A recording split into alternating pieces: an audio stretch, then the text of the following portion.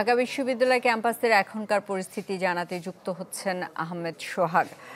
সোহাগ, এখন কি পরিস্থিতি সেখানে?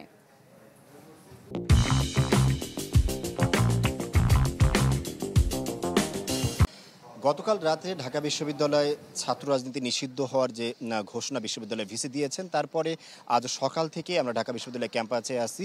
যেহেতু আজকে বিশ্ববিদ্যালয়ে কোনো পরীক্ষা এবং ক্লাস চলছে না, তাই বিশ্ববিদ্যালয়ের অবস্থা অন্যান্য দিনের মতো স্বাভাবিক আছে। যেহেতু ছাত্রছাত্রী ওরকম নেই, তাই ছাত্রছাত্রী না থাকার কারণে বিশ্ববিদ্যালয় ক্যাম্পাসটা ফাঁকা। আমরা হলপাড়া ঘুরেছি, সেখানেও দেখেছি সাধারণ শিক্ষার্থীদের তেমন কোনো সমাগম নেই।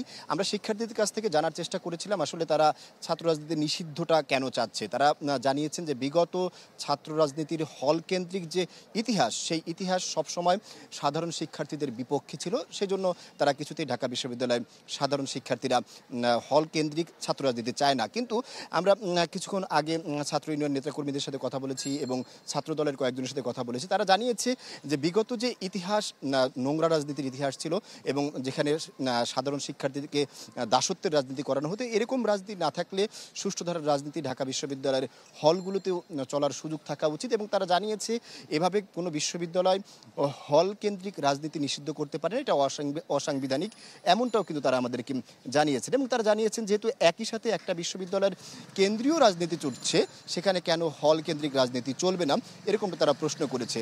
আমরা তাদের কাছ থেকে জানতে চেয়েছিলাম যে আসলে সাধারণ শিক্ষার্থীরা যেহেতু চাচ্ছে না যাদের জন্য আপনারা রাজনীতি করবেন, তারা যেহেতু চাচ্ছে না যে বিশ্ববিদ্যালয়ে এরকম কোনো নোংরা রাজনীতি থাক, সেক্ষেত্রে তারা জানিয়েছেন আসলে সাধারণ শিক্ষার্থীরা চাচ্ছে না বলতে কোন ধরনের সাধারণ শিক্ষার্থীরা চাচ্ছে না সেটাও একটা জানার বিষয়। তারা দাবি করেছেন যে একটি সংগঠন গুপ্তভাবে এখানে রাজনীতি চালাতে পারলে এবং একটি সংগঠন নতুনভাবে এসে সেখানে রাজনীতি চালাতে পারলে যে পুরাতন সংগঠনগুলো আছে সেগুলো রাজনীতি ঢাকা বিশ্ববিদ্যালয়ের হলগুলোতে চালানোর অধিকার রাখে, এমনটাই ছাত্র রাজনীতিবিদরা জানিয়েছেন। কিন্তু সাধারণ শিক্ষার্থীরা এ ব্যাপারে একমত যে কিছুতেই তারা হল কেন্দ্রিক যে ছাত্র রাজনীতি আছে সেখানে ঢাকা বিশ্ববিদ্যালয়কে ফিরতে দেবে না।